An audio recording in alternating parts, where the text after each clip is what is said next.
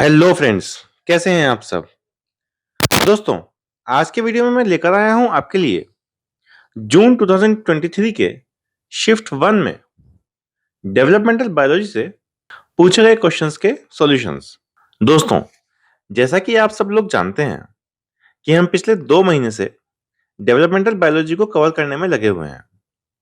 अगर आपने पिछले सारे ही वीडियोस मेरे साथ देखे हैं, तो डेवलपमेंटल बायोलॉजी के यूनिट से मैं उम्मीद करता हूं कि आप एक भी क्वेश्चन गलत करके नहीं आएंगे।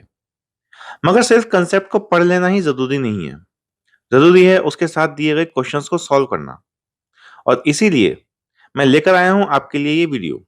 तो चलिए वीडियो शुरू करते हैं। Subscribe to Venom Guidance and press the bell icon for getting latest updates.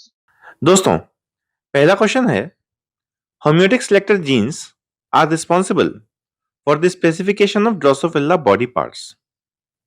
Which one of the following identities would you expect if the ultra bithorax gene is deleted? First, the third thoracic segment is transformed into another second thoracic segment and a fly with 4 wings. Second, the third thoracic segment develops halteres. Third, the second thoracic segment loses wings.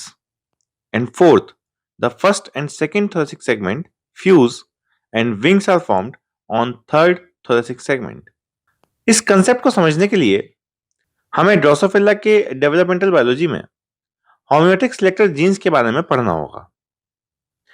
Homeotic selector genes basically Drosophila के body में हर एक segment के characteristic structure को specify करते हैं। ये homeotic genes mainly chromosome number 3 पर प्रेजेंट होते हैं और कई सारे जीन्स होते हैं होम्योटिक जीन्स, जिनमें से एक जीन होता है अल्ट्रा बाइथोरेक्स, जैसा कि फिगर में आप देख सकते हैं। अब देखिए यहां पर लिखा है, when the ultra bithorax gene is deleted, the third thoracic segment, which is characterized by halteres under normal conditions, becomes transformed into another second thoracic segment. The result is a fly with 4 wings, an embarrassing situation for the classic dipteran. तो जैसा कि आप figure में देख सकते हैं, अगर ultra बाइथोरेक्स gene को हम डिलीट कर देंगे तो थर्ड थोरेसिक सेगमेंट जो नॉर्मली हाल्टियर्स बना रहा था, अब वो ट्रांसफॉर्म हो जाएगा सेकेंड थोरेसिक सेगमेंट में। दैट सिंपली मीन्स कि ड्रोसोफिला की बॉडी में टोटल 3 सेगमेंट्स होंगे थोरेक्स रीजन में। फर्स्ट सेगमेंट होगा नॉर्मली जो डेवलप करेगा, सेकेंड थोरेसिक सेगमेंट भी नॉर्मली डेवलप करेगा और वो 1 पेयर ऑफ विंग्स जरूर बनाएगा। लेकिन जो थर्ड थोरेसिक सेगमेंट है उसकी ट्रांसफॉर्मेशन हो जाएगी सेकेंड थोरेसिक सेगमेंट में, यानी कि 2 सेकेंड थोरेसिक सेगमेंट्स बन जाएंगे और ये जो थर्ड सेगमेंट है अब ये भी 1 पेयर ऑफ विंग्स को एक्सप्रेस करेगा। तो जिसकी वजह से ड्रोसोफिला की बॉडी में टोटल 4 विंग्स बन जाएंगे या फिर 2 पेयर ऑफ विंग्स बन जाएंगे। तो वापस अगर क्वेश्चन की तरफ चलें तो फर्स्ट स्टेटमेंट कहता है कि the third thoracic segment is transformed into another second thoracic segment, एक और दूसरा सेकेंड थोरेसिक सेगमेंट बनेगा and a fly with 4 wings. ये ऑप्शन करेक्ट है। सेकेंड ऑप्शन बोलता है the third thoracic segment develops halteres, ये गलत है। थर्ड ऑप्शन बोलता है the second thoracic segment loses wings, ये भी गलत है। कोई सेकेंड थोरेसिक सेगमेंट के ऊपर कोई इफेक्ट नहीं आने वाला है। The first and second thoracic segment fuse and wings are formed on third thoracic segment, ये भी गलत है। फर्स्ट और सेकेंड थोरेसिक सेगमेंट फ्यूज नहीं करेंगे, हालांकि थर्ड थोरेसिक सेगमेंट जो कि अब सेकेंड थोरेसिक सेगमेंट बन गया है उसमें विंग्स जरूर बनेंगे। तो इसलिए first option is the right option. यहां पर the third thoracic segment is transformed into another second thoracic segment and a fly with 4 wings is formed. First is the correct option. Next question देखते हैं। The following figure represents the interaction between different blastomeres in a 4-cell stage of C. elegans embryo. 3 figure दी हैं आपको। The following statements were made regarding the above. पहला statement A, The fate of EMS blastomere is autonomously specified. B. The default fate of EMS blastomere is MS cell lineage. C. Conditional specification can be observed in the development of E cell lineage. D. Assuming that a receptor needs to be activated for E fate, a C. elegans embryo where the receptor is constitutively active is likely to develop cells of E fate only in all three of the above cases. Which one of the following options represents the combination of all correct statements? Is it A and C, or B and C, or A, B and C, और B, C and D?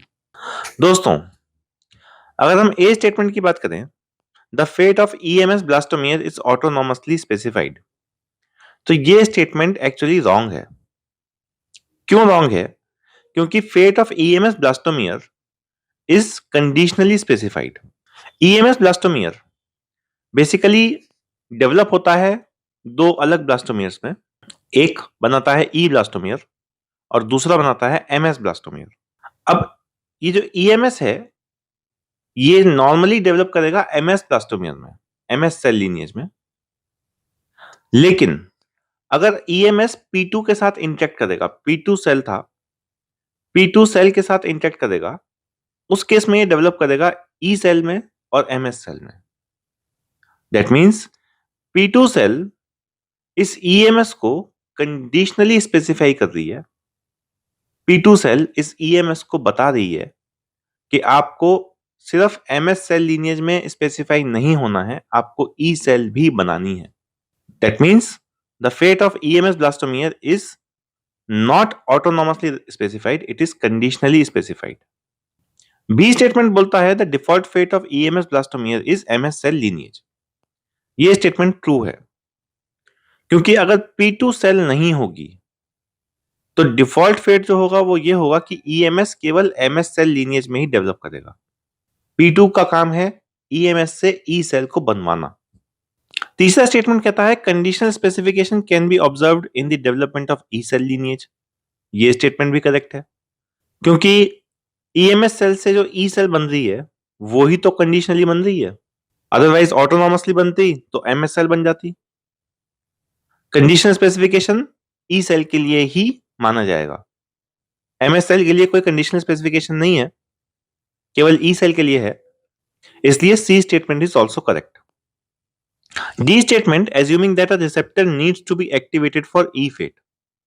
अगर हम ये मान लें कि E cell बनाने के लिए किसी रिसेप्टर को एक्टिवेट करना पड़ेगा, यानी कि रिसेप्टर कौन एक्टिवेट कर रहा है? P2 ही एक्टिवेट कर रहा है. तो अगर हम ये मान लें कि इस E सेल को बनाने के लिए किसी रिसेप्टर को एक्टिवेट करना है, a C elegans embryo where the receptor is constitutively active. C elegans का एक ऐसा एम्ब्रियो हमने उठा लिया जिसमें ये वाला रिसेप्टर कॉन्स्टिट्यूटिवली एक्सप्रेस हो रहा है, लगातार एक्सप्रेस हो रहा है, कंटिन्यूअसली एक्सप्रेस हो रहा है, कंटिन्यूअसली एक्टिव है, is likely to develop cells of E fate only in all three of the above cases. तो ऊपर वाले केसेस देखते हैं. पहला केस कहता है कि EMS जो है उसके पास P2 नहीं है, उन्होंने लिखा हुआ है रिमूव P2. तो अगर हम P2 निकाल भी देंगे तो P2 का मेन काम क्या था? इस रिसेप्टर को एक्टिवेट करना. वो रिसेप्टर जो E सेल लीनिएज को एक्टिवेट करवा रहा है, E सेल लीनिएज को डेवलप करवा रहा है, वो रिसेप्टर को एक्टिवेट करेगा P2. लेकिन कंडीशन ये दे दी कि अगर इस एम्ब्रियो में ये वाला रिसेप्टर कंटिन्यूअसली एक्सप्रेस हो रहा है, तो अगर वो रिसेप्टर कंटिन्यूअसली एक्सप्रेस हो ही रहा है तो फिर आप P2 को रखो या P2 को निकाल दो, फर्क क्या पड़ता है? P2 का जो काम था वो तो हो ही रहा है, वो रिसेप्टर जो कंटिन्यूअसली एक्सप्रेस हो रहा है. तो इसलिए फर्स्ट केस में जब हमने P2 को निकाल दिया तो E फेट बनेगा ही बनेगा, E सेल्स बनेंगी ही बनेंगी. दूसरी कंडीशन है नॉर्मल, जहां पर EMS सेल है और P2 सेल है. तो अगर EMS ऑब्वियसली MS फेट भी बनाएगी और E फेट भी बनाएगी क्योंकि यहां पर तो P2 प्रेजेंट है ही.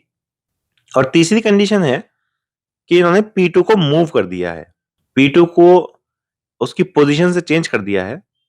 तो अगर पोजीशन से चेंज कर भी दिया है तो भी P2 दिखाया गया है EMS के साथ टच हो रहा है, EMS की बिल्कुल विसिनिटी में प्रेजेंट है, उसके एकदम पास प्रेजेंट है।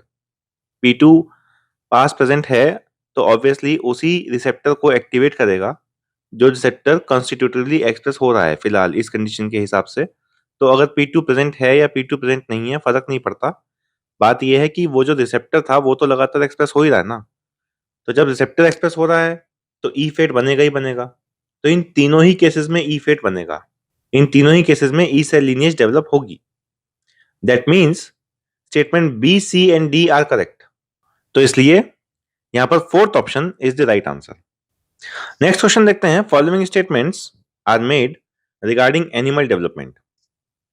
The cell is first specified towards a given fate, suggesting that it would develop into this cell type even in a neutral environment. Second, holoblastic rotational cleavage is observed in tunicates. Third, infolding of sheet of cells is called ingression. And fourth, conditional specification can be observed in sea urchin embryos. Which one of the following options represents the combination of all correct statements?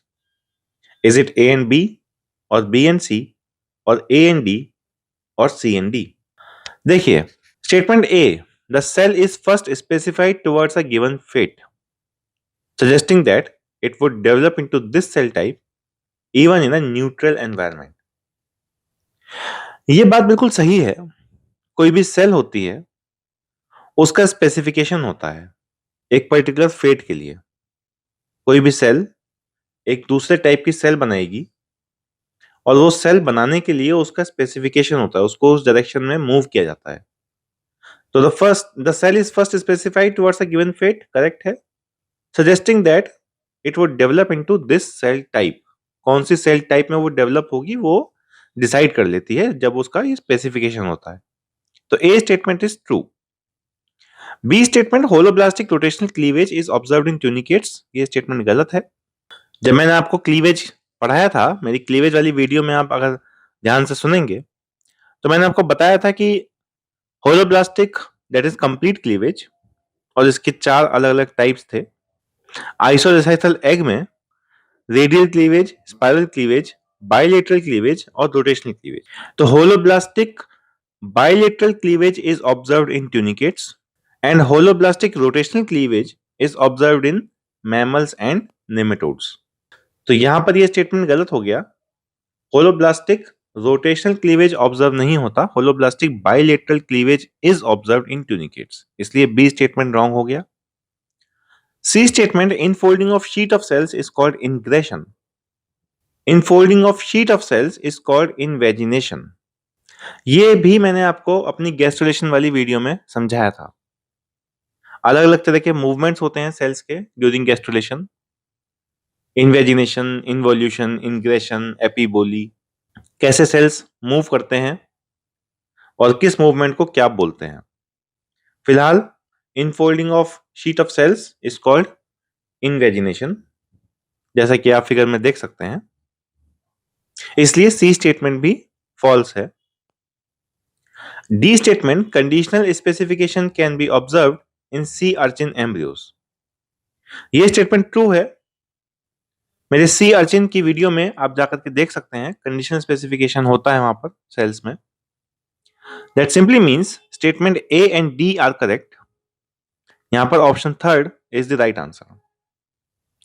दोस्तों, इस question को ध्यान से observe कीजिए। आप देखेंगे कि developmental biology के अलग अलग कंसेप्ट से स्टेटमेंट उठा के रख दिए गए हैं। पहला स्टेटमेंट जहां पे बताया गया है कि सेल का स्पेसिफिकेशन कैसे होता है, दूसरा स्टेटमेंट क्लीवेज से उठाया, तीसरा स्टेटमेंट गैस्ट्रुलेशन से उठाया और चौथा स्टेटमेंट सी अर्चिन की डेवलपमेंटल बायोलॉजी से उठाया। अब क्वेश्चंस सीएसआईआर नेट में ऐसे ही आने लगे हैं।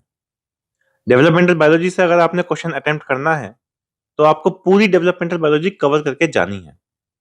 हो सकता है नेक्स्ट टाइम कोई क्वेश्चन आए जहां पर सी अर्चिन की डेवलपमेंटल बायोलॉजी, फर्टिलाइजेशन, ड्रोसोफिला की डेवलपमेंटल बायोलॉजी, इन सब चीजों को, इन सब कंसेप्ट्स को मिक्स करके एक क्वेश्चन तैयार करते हैं।